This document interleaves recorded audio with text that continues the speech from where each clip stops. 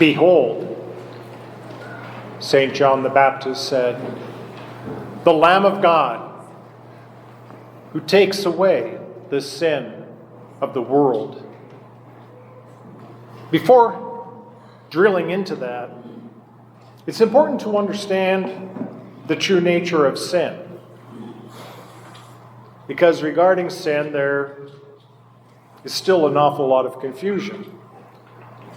There are many, many, many people in this world who have something of a transactional relationship with God. So they also have something of a transactional relationship with sin. It's very, very superficial. And so God is imagined as this omnipotent being who imposes all these rules that sometimes make no sense. And if we break those rules, we are threatened with the fires of hell. That doesn't even begin to approach the nature, the reality of sin. When God created the world and all it contains, He created it with a divine order. There is a natural order to things as God has designed them. And the same applies to us.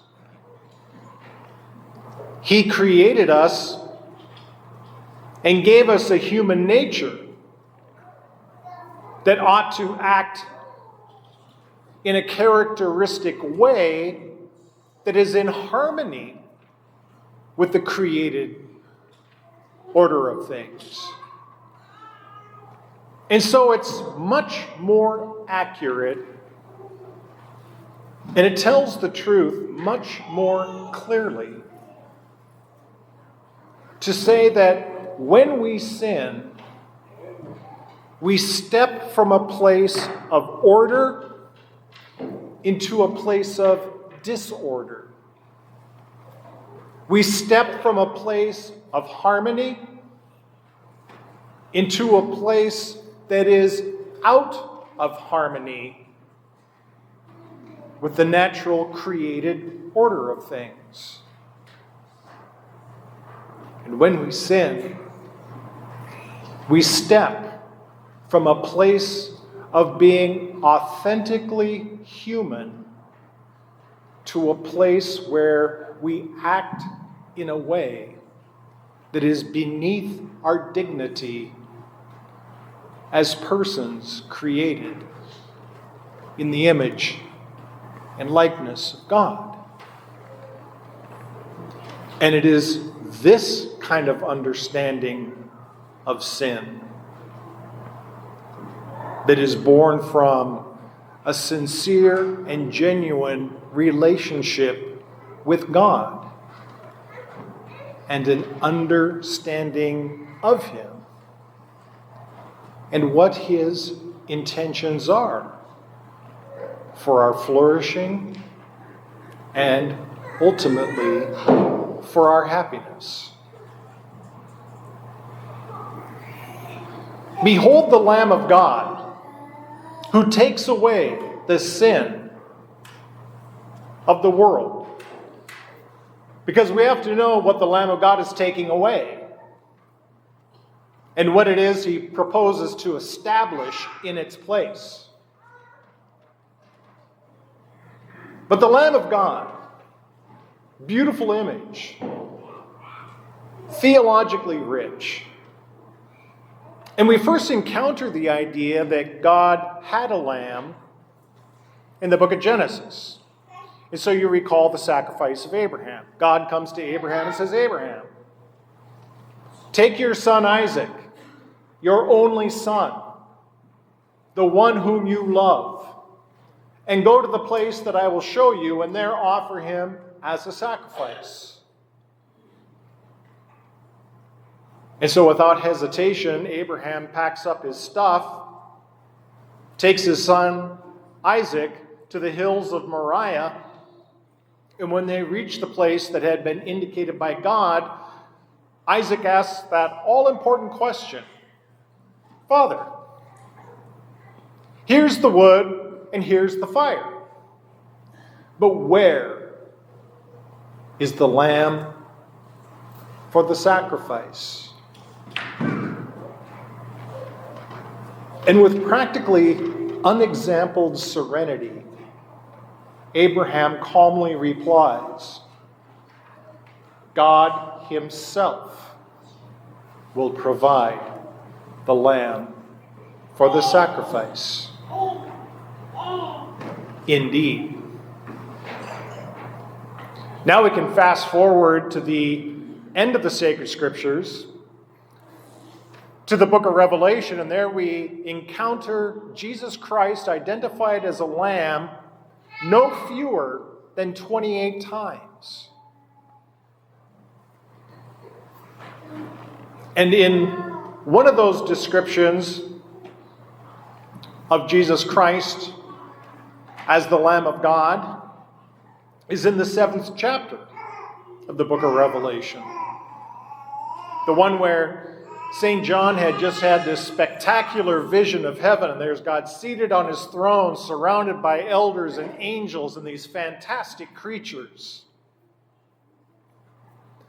And as they are all caught up in the act of worshiping God, a scroll is brought forward. And John notices that a scroll is sealed with 7 seals. And when it was brought forward, it was discovered that there was no one who was able to open those seals and reveal its contents. And for that reason, St. John began to weep because he longed to know the contents of that scroll. And in his weeping and in his longing to know, then suddenly there appears a lamb. And John describes the lamb as looking as though it had been slain, but at the same time it was standing and clearly alive. And he was identified as the one who was able, who was worthy to open the seals and make known the contents of the scroll. Well, what does the scroll and its 7 seals represent? There are 3 layers of meaning, at minimum. 3 layers of meaning to our understanding of the scroll and its 7 seals. And it's not one to the exclusion of the other 2. They're all integrated, related one to another. The first understanding is that the contents of the scroll reveal the entire arc of human history from beginning to end. The second meaning is the sacred scriptures themselves, in which God reveals the way in which his providence guides that arc of human history from beginning to end. And then finally, it reveals something of his judgment about sin and evil in the world. Now, regarding the first 4 seals, I hate to disappoint you. Well, actually, no, I don't. I'm happy to disappoint you. But the first 4 seals do not reveal the 4 horsemen of the apocalypse. If your understanding of the 4 horsemen of the apocalypse are men on horses galloping across the sky, wreaking havoc on the earth, preparing the way for the rise of the Antichrist, that is pure Hollywood fiction. It makes a great movie. I've seen a lot of them, but it's fiction. The first 4 seals reveal clearly the horror of sin, the consequences of sin, and the human suffering that is caused by sin. And so the first seal reveals to us the presence of conquering powers who go forth and conquer people and subdue them. The second seal reveals violence, bloodshed. The third, famine. And finally, the fourth, death itself. The fifth seal is opened, and what is revealed is the persecution of the church as she makes her way through this valley of tears. And we see a crowd of martyrs crying out to God, "How long? How long? How long, O Lord? When will your justice be visited upon the earth?" And the Lord simply tells them, "Be patient." The next seal reveals that even nature itself is in upheaval, and the cosmic powers. As St. Paul said, earth itself is groaning and in labor in anticipation of the revelation of the children of God. And then finally, we get the seventh seal, which is probably the most curious one of all, because when it's opened, we are told, "And there was silence in heaven for about a half an hour." But what's important is what is taking place during this silence in heaven. And we see angels offering incense before the throne of God. And we're told that that incense was mingled with the prayer of the faithful on earth. And to understand this image, we have to know something about temple worship in ancient Jerusalem.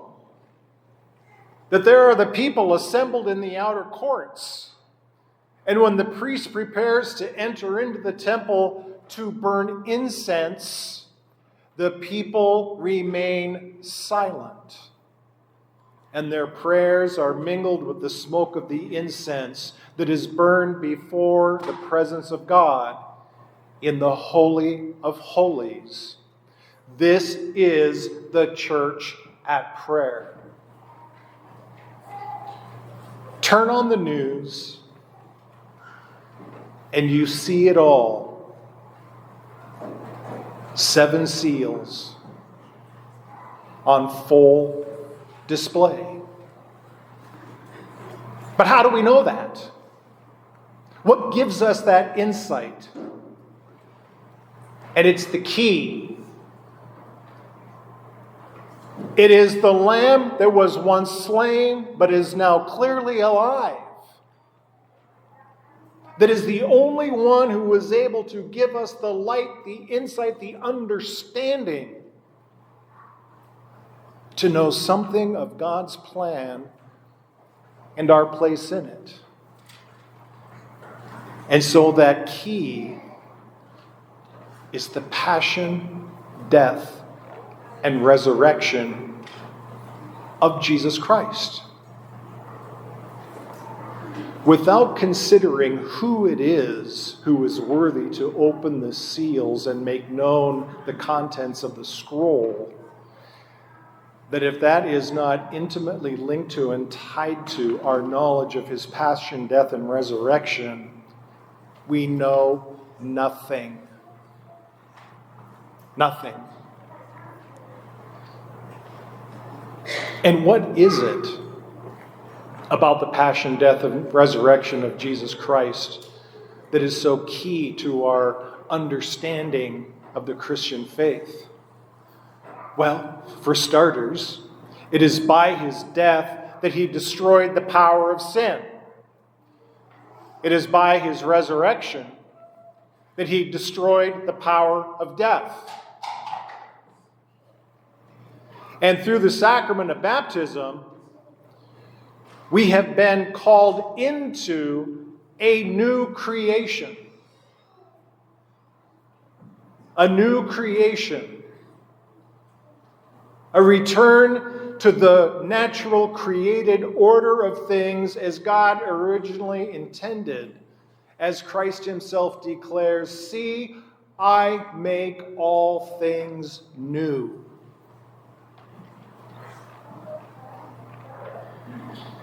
But yet here we are in the world.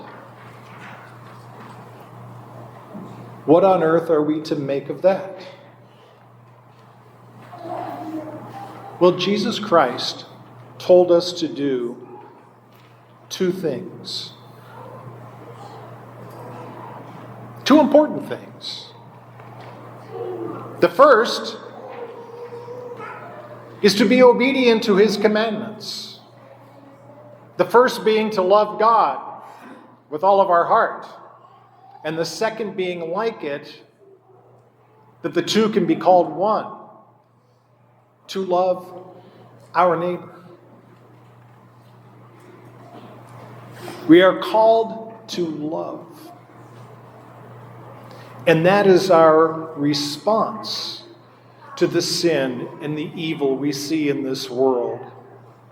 And it is our witness to God's judgment on that sin and on that evil. Don't take the bait. Do not take the bait.